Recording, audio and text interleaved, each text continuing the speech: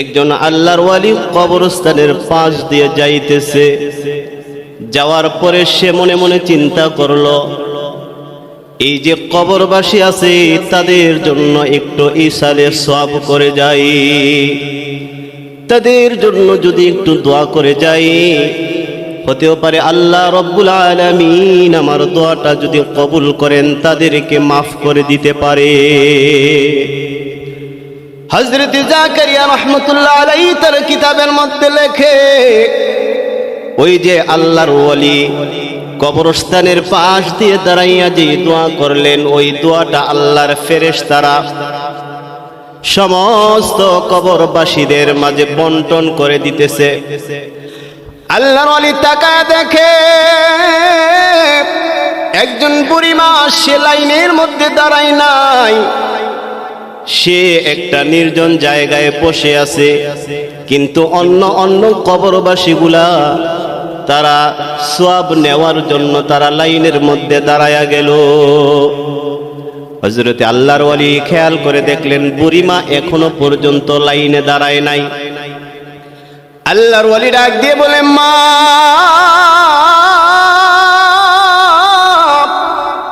সবাই নেক নেওয়ার জন্য লাইনে দাঁড়াইল রে মা, কিন্তু আমি লক্ষ্য করে দেখলাম রে মা তুমি তো দাঁড়াইলে না, কি জন্য দাঁড়াইলে না? ওই বুড়িমা বলে, ও আল্লাহর বান্দা, আমি এই জন্য দাঁড়াই নাই যে দুনিয়ার মধ্যে আমি আমার একটা নেক সন্তান রেখে আসছি, ওই যে নেক সন্তান আমি মায়ের জন্য প্রতিনিয়ত যেই সওয়াব পাঠাই, ওই সওয়াব নিয়ে আমি সন্তুষ্ট আছি, আমার পার্সেল সওয়াবের আর প্রয়োজন নাই। আমার ভাইরা,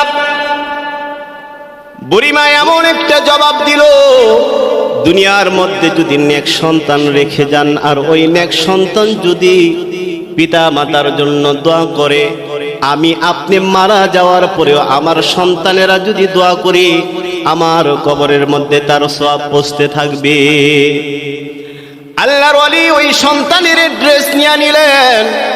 দিনের বেলা ওই বুড়িমার অ্যাড্রেস অনুযায়ী যখন বাজারের মধ্যে গেলেন, দেখলেন তার সন্তানটা একটা দোকানের মধ্যে বসে আছে। দোকানের মধ্যে ডেস্কের মধ্যে একটা কোরআন রাখা আছে। যখন সন্তানেরা, যখন গ্রাহকরা যখন না আসে, ওই বুড়িমার সন্তানটা কোরআনে কারিমকে খুলে খুলে তেলাওয়াত করতেছে।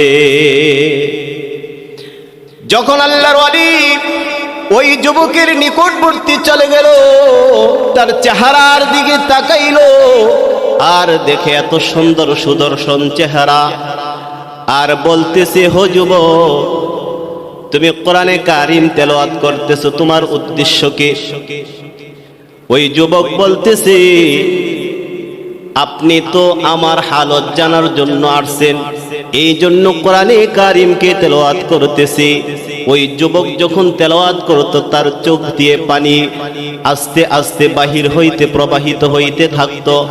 তার কারণ জিজ্ঞাসা করলো যখন, আল্লাহর ওয়ালিকে যুবক জবাব দিতেছে, বলতেছে, হে আল্লাহর ওয়ালি, হে মুসাফির, আমি আপনাকে চিনি না। আপনি যেহেতু জিজ্ঞাসা করলেন, তার কারণ হলো আমি যখন ছোট ছিলাম, আমার মা আমার বাবা আমাকে লালন পালন করাইয়া মানুষ করছে। যখন আমি টাকা পয়সা উপার্জন করার জন্য উপযুক্ত বয়স হইল, কিন্তু আমার মা দুঃখিনী এই দুনিয়া থেকে বিদায় নিয়েছে। অনেক সন্তানেরা আছে, তাদের পিতামাতার সম্পদ ভোগ করতেছে, টাকা পয়সা ভোগ করতেছে, কিন্তু মায়ের জন্য একটু দোয়া করে না, তাদের কবরে একটু ইসালে সওয়াব পাঠায় না। কেমন নাফরমান সন্তান, লক্ষ কোটি কোটি টাকা পিতা মাতার ভোগ করতেছে, কিন্তু মা বাবার জন্য একটু দোয়া করতেছে না। তু তাওয়াঙ্গার গশতাই আজ মালে মান, তু তাওয়াঙ্গার গশতাই আজ মালে মান, ইজামা গাফিল শুদি আজ হালে মান। ইজামা গাফেল সুদি আজহালেমান। কবি বলে, সন্তানেরা কোটি কোটি টাকা উপার্জন তাদের পিতামাতা তাদের জন্য রেখে যায়, ওই পিতামাতাই যখন কবরে চলে যায় তাদের জন্য একটু দোয়া করে না।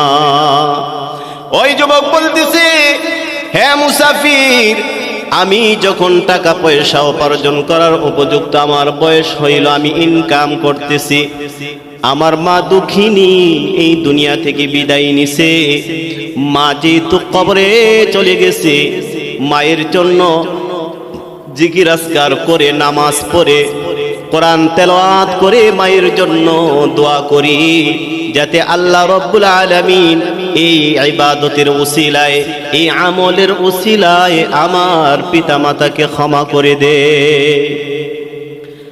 ওই আল্লাহর ওলি আবার কিছুদিন পরে যখন তার সফর সঙ্গীদেরকে নিয়ে আবার ওই গুরুস্থানের পাশ দিয়ে যাইতেছে, আবার সে দোয়া করে গেল। আল্লাহ রব্বুল আলামিন ফেরেশতাদের মাধ্যমে ওই আল্লাহর ওয়ালির দোয়াটা সওয়াবগুলা ফেরেশতাদের মাধ্যমে প্রত্যেকটা কবরবাসীর মধ্যে পৌঁছে দিতেছে। আজকে দেখলো ভিন্ন চিত্র দেখতেছে, সমস্ত মানুষগুলা মুর্দারগুলা কবরবাসী যারা ওই গুরুস্থানে ছিল তারা লাইনে দাঁড়াইলো।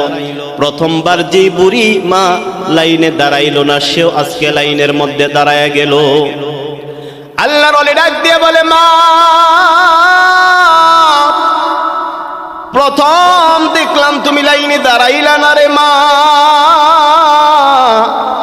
আজকে তুমি লাইনের মধ্যে দাঁড়াইলা, ব্যাপারটা কি? আজকে সওয়াব নেওয়ার জন্য তুমি লাইনে দাঁড়াইলা, কারণটা কি? ওই বুড়িমা বলতেছে,